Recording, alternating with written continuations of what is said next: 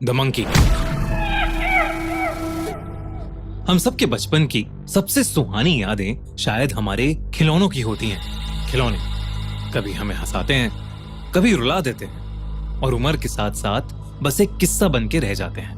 पर क्या आपने कभी ये सोचा है कि शायद आपका कोई खिलौना कुछ राज छुपाए बैठा है? कुछ ऐसे राज जो सिर्फ समय के साथ बाहर आते हैं। शायद डेमी ने भी ऐसा कुछ कभी नहीं सोचा था। लंदन की गलियों में पैदा हुई डेमी 25 साल की यंग इंडिपेंडेंट लड़की थी जो एक मार्केटिंग फर्म में काम करती थी। उसका घर पुराने लंदन की एक बिल्डिंग के तीसरे मंजिल पर था।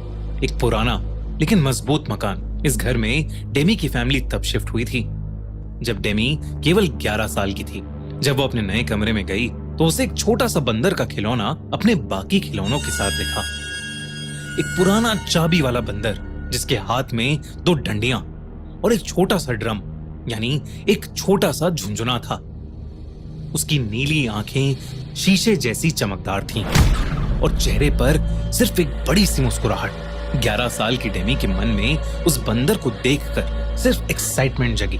उसे लगा उसके पापा उसके लिए ये नया खिलौना लाए हैं। उसने उस बंदर को अपने हाथों में लिया और अपने पापा के पास जाकर उनके पैरों से लिपट गई।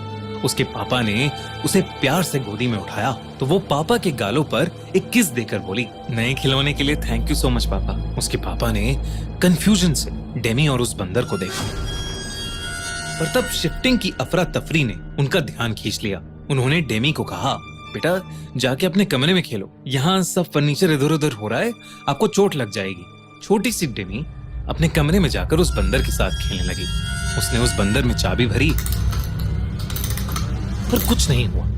बंदर ने झुंझुना बजाया ही नहीं। डेमी के चंचल मन ने ज्यादा नहीं सोचा। वो अपनी गुड़िया के साथ खेलने में बिजी हो गई और वो बंदर एक कोने में पड़ा रहा। उस रात जब डेमी सो रही थी तो बीच रात उसकी आंख झुंझुने की आवाज से खुली, लेकिन डेमी ने उस पर ज्यादा ध्यान नहीं दिया और वो अपने सपनों की दुनिया में वापस चली गई।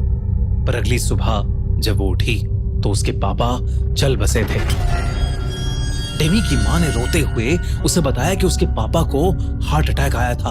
हालांकि वहां मौजूद सभी लोग यही सोच रहे थे कि 35 साल के इतने फिट आदमी को हार्ट अटैक आया कैसे।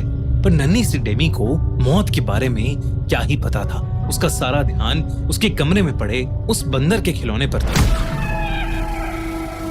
डेमी को उस दिन वो बंदर बहुत अजीब सा लग रहा था, मानो इस दुख के माहौल में सिर्फ वो बंदर अजीब सी मुस्कान लिए मुस्कुरा रहा था।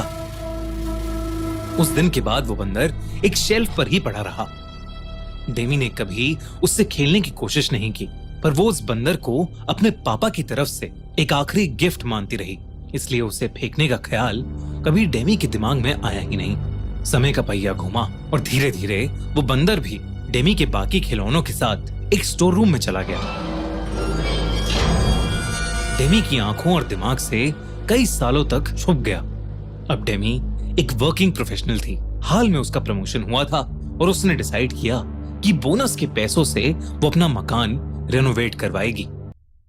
रेनोवेशन शुरू होने से पहले डेमी की मां ने सोचा कि घर का सारा पुराना सामान फेंक देना चाहिए और स्टोर रूम साफ करने की जिम्मेदारी आई डेमी पर। जब वो स्टोर रूम साफ कर रही थी तो उसके हाथ लगा उसके खिलौनों का पुराना कार्टन।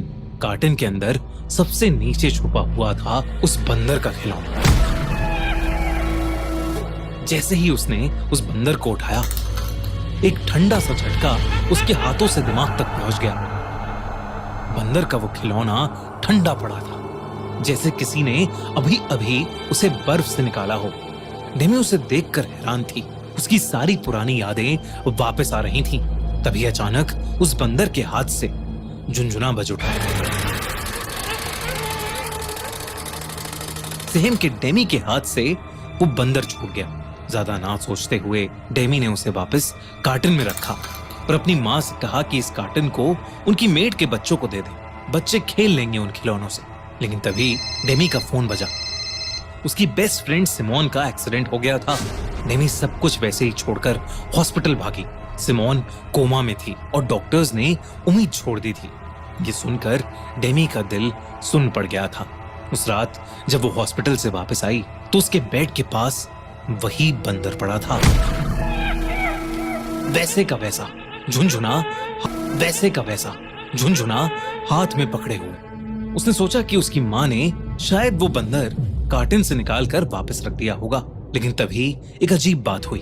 उसकी माँ ने उस बंदर को देखा और पूछा, ये बंदर कहाँ से मिला तुझे? मैंने तो इसे सालों पहले फेंक दिया था। बिल्कुल अच्छा नहीं लगता ये खिलौना मुझे।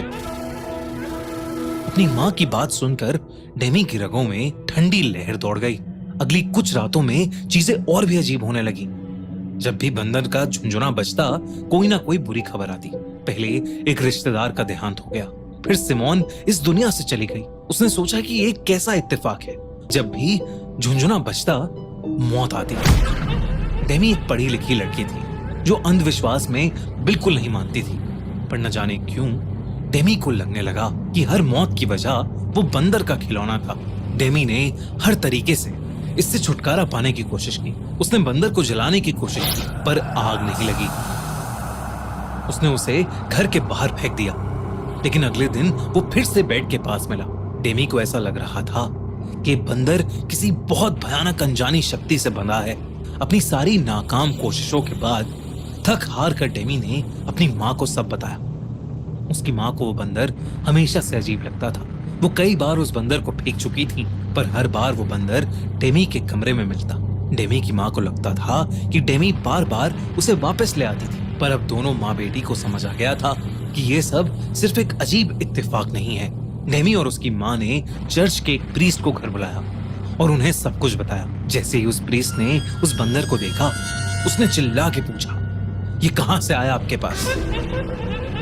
डेमी ने घबराकर उस प्रीस्ट को बताया कि ये उसके पापा लाए थे, और तब उस प्रीस्ट ने बताया कि ये बंदर उसके पापा नहीं लाए थे, बल्कि ये बंदर इस घर से हमेशा से जुड़ा है। और ये बंदर कोई आम खिलौना नहीं है, बल्कि एक ऐसा खिलौना है जो भयानक रूप से श्रापित है और उस पर एक शैतान का वास है। उस प्रीस्ट ने बताया कि वो खिलौना उस घर से कभी नहीं जाएगा। बेहतर यही होगा कि डेमी और उसकी माँ इस घर से हमेशा हमेशा के लिए चले जाएं। जब तक उन लोगों पर उस खिलौने का साया है, तब तक उनकी जिंदगियां इसके झुनझुने से जुड़ी हुई हैं। जब जब उसका झुनझुना बजेगा, तब तब किसी की मौत का फरमान लिखा जाएगा।